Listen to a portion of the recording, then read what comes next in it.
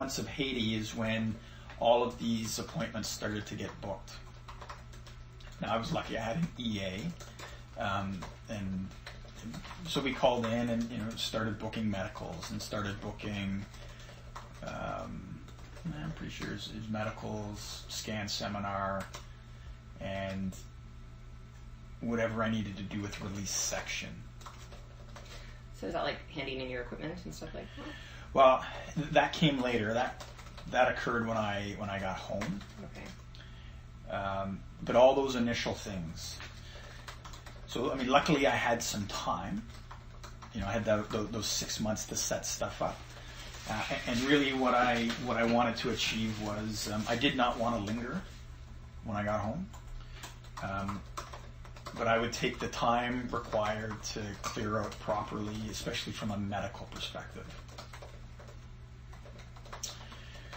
So the various medical procedures, so I had postponed some elective surgery, and I wanted to get all the proper tests done because I'd spent a year in a tropical country.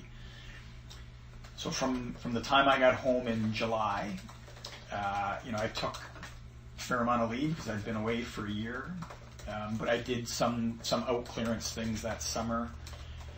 It really took September, October, and up to 17 November to clear out. But again, that was based on medical appointments and procedures. I could have cleared out a lot quicker otherwise. And so did you made the choice to delay because you felt like the service you would receive from the military would be faster and more efficient, or just because you understood that, like, why wouldn't you have done that, like, once you transitioned and had a civilian doctor? Well, I think it is much quicker in the military. And if they had found anything, then, could that have been attributable to military service, and therefore I'm already in the system, and what benefits flow from that? In the end, there was nothing. I was cleared medically. It was okay, both from a mental health perspective, which means thrives the few, and from a physical perspective as well. I was good. It took about 6, 7, 8 months, I don't remember exactly, to get my medical records. About 6 months. And then to give them to my civilian family doctor now. So I'm not quite sure why it takes so long for that to occur. I don't know if it's a digitization issue within medical records. Don't know. It didn't impact me in the end. But I do wonder if people who have active medical issues and are being transferred from the CAF to OHIP, if that delay in getting those records has an impact. Or if people do have active, are they given much quicker service or a higher priority to get those medical records transferred? So with the medical records, so you went, you left, and I guess did you get the same doctor as your family? Mm-hmm. Okay. So by what process did you request that D&D send your medical records to the doctor? Like, did you do that, or did the doctor do that? It's part of the out clearance. Part of the out clearance. Okay. Yeah, it's part of the out clearance. You go to med records, so they want to know your contact details. But then, it just takes some time. So I contacted them. I think I went back to Mo 4 to pick up the disc, or it was mailed to me. I can't remember. DVD, and then I had to take that in. Okay. So I don't think the issue was so much procedural. It was just more the length of time it took to gather all that up. All right. Was that...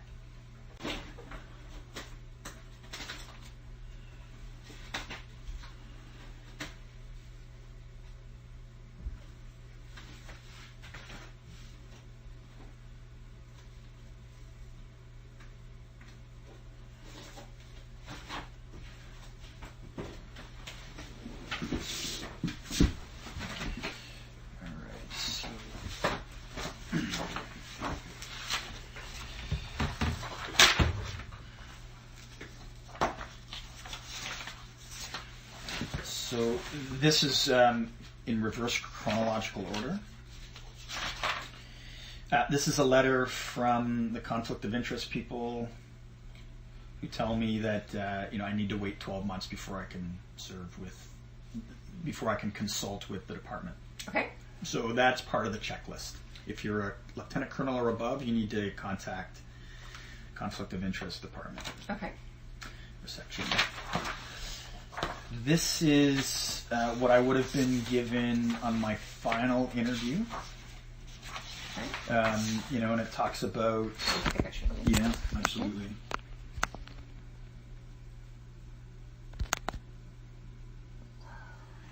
So this is called the Released Digest. Do you want a picture of all of it? I just want a picture of you with all your files. And okay. then I'll just find like that's...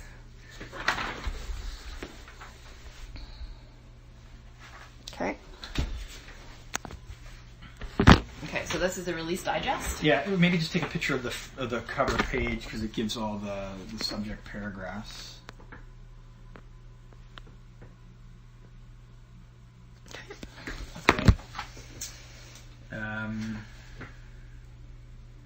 That's our redeployment. That's the conflict of interest.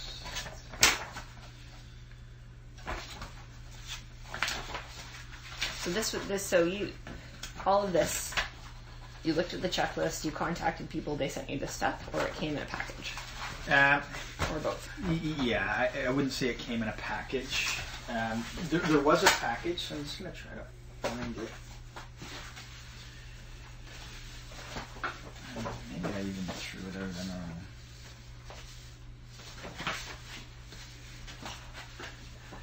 But the package that I followed really came from release section.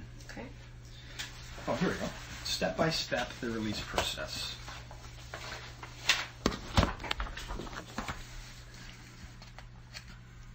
Okay.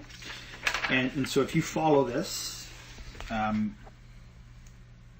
think it could be formatted, better. Mm-hmm. No doubt there is some duplication of information. But I think, it is all here. Okay. You can see how I've gone through and made sense of it. Now, someone does sit down with you and go through this, right? So when you go to release section, and I got the warrant, she took me through this. And some of it does just tell you, you need to go and book your medical out clearance. You need to call for the pension. So if someone, I guess, has difficulty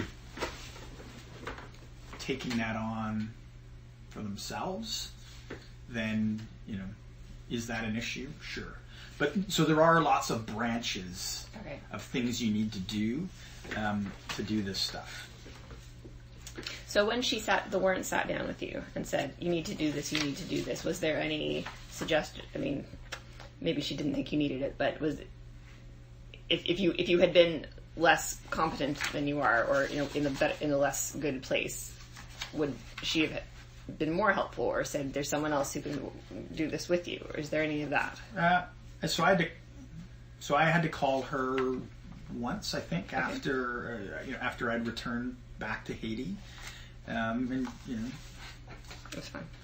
Yeah, the information was there. I think they are stretched, right? And if they have to sit down individually with every single person who releases, because what are we, 4,000 releases a year? Like it's pretty significant.